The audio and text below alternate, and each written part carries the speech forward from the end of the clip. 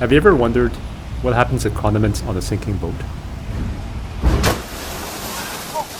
Probably not. Let's find out.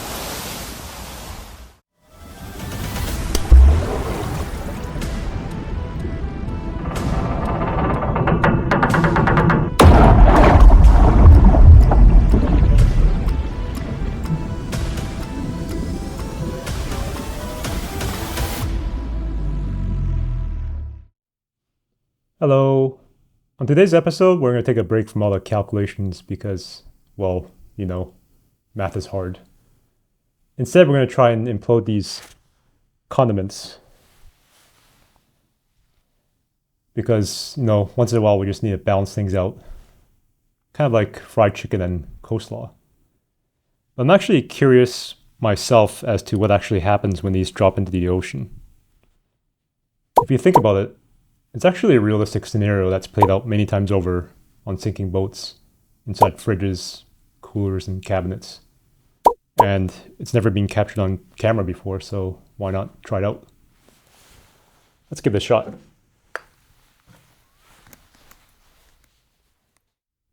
By the way, we won't be tossing a fridge in the middle of the Pacific to capture this. Instead, we'll be using this pressure chamber I purchased on Black Friday. It should simulate the exact same pressures experienced in the deep ocean. I also picked up a snazzy jacket that was on sale. Shall we kick things off with a little bit of ketchup?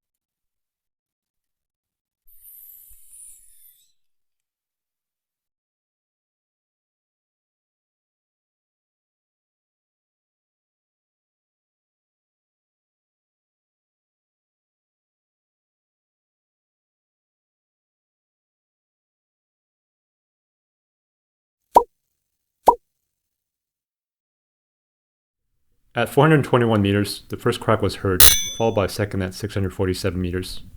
At the same moment, the steel bottle cap begins yielding from the extreme external pressures until the seal is broken at 812 meters.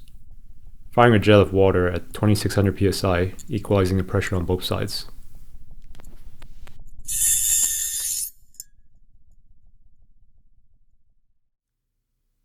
We can see that a large crack propagated around the circumference of the base, but amazingly the glass bottle didn't rupture.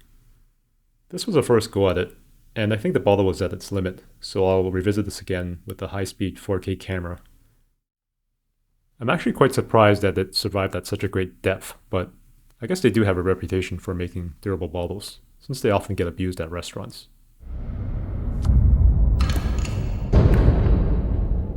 Alright, let's add some mustard.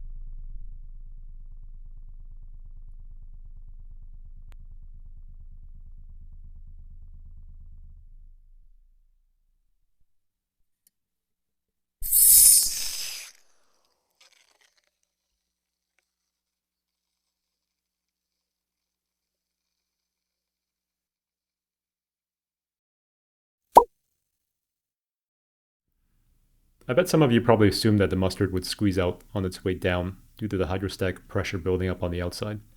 But in order for the mustard to squirt out, the pressure inside the bottle would have to be greater than the pressure outside of the nozzle. But that's not the case here. Instead, the pressure forced the water through the seal and it leaked into the bottle immediately. Although nothing happened on the way down, we do get an interesting effect afterwards when we bring it back up to the surface. It looks like the Dijon mustard is still pressurized on the inside. I guess as the water leaked in, it compressed all the air, and after depressurization, it actually sealed partially. Let's open this up.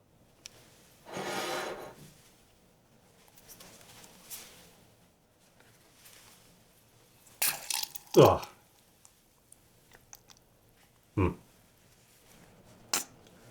It's kind of gross.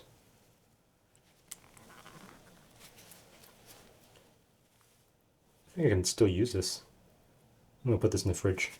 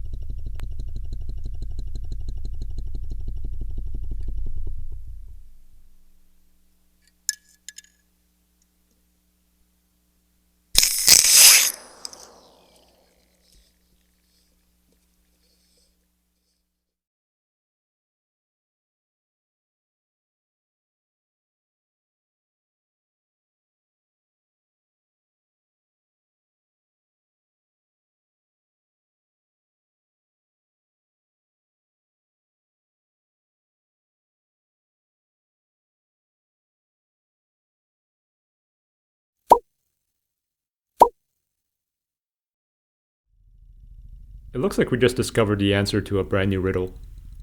How do you open a jar without touching the lid? You toss it into the ocean, of course.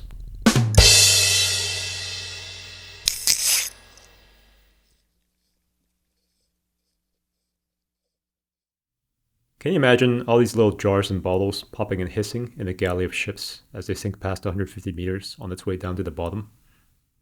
Chilling. Well, I don't know about you guys, but I prefer my sauces with a bit of heat, and I'm pretty sure this is also standard provision for mixing cocktails on board. Let's see what happens.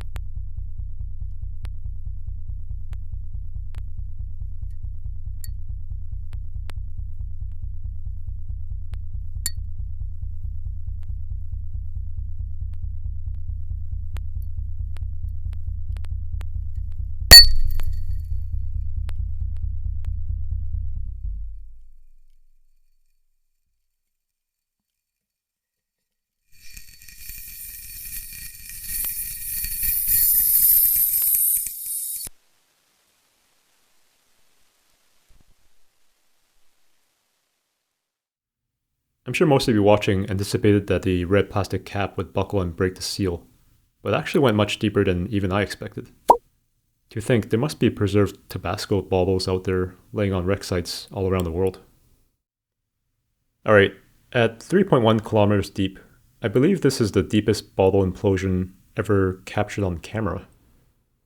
We had one glow stick implode at 3.4 kilometers, which was the deepest implosion we've ever had on this channel. That was back on episode 20. I'm going to replay this Tabasco bottle again in slow motion. But I have to warn you guys, this is probably the loudest sound ever played on YouTube. So if you want to save your eardrums, go ahead and skip this section right now.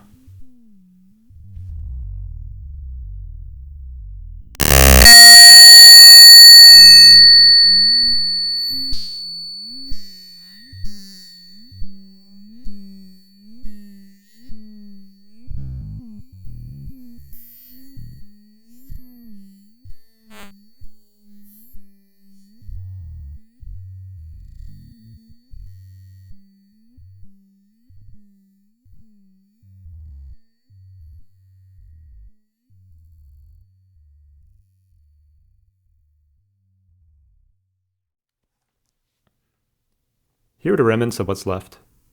The plastic bottle cap didn't even deform, but when you look at the small seal opening, it actually makes sense. With a seal diameter of 0.32 inches at 4,500 psi, the cap withstood a maximum load of 362 pounds at the point of implosion. Not enough to blow out the cap, but the pressure shockwave that preceded did blow out the audio, and that pretty much ended our recording session for the day. Initially I thought the transducer cracked on the hydrophone, but after taking a closer look, it turned out to be the cable that was damaged. It appears from all the tests that we've done so far on this channel on sealed containers, the larger the sealed opening is, the sooner it fails, which is what one would expect, given the thickness and material of these lids. Let me know down below your favorite condiments that you would like to see tossed into the ocean.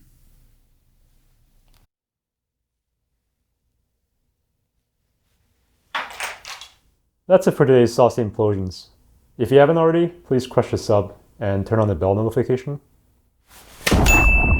so you guys don't miss out. Because on the next episode, we're going to be doing a much requested viewer request. We're going to see for the very first time what happens when you drop dry ice into the deep ocean abyss. I'm actually quite curious about that one myself. Now, dry ice is not the same as regular ice, which we dropped on episode 19 in our attempt to make Ice 7. What's Ice 7, you ask? Well, click here to blow your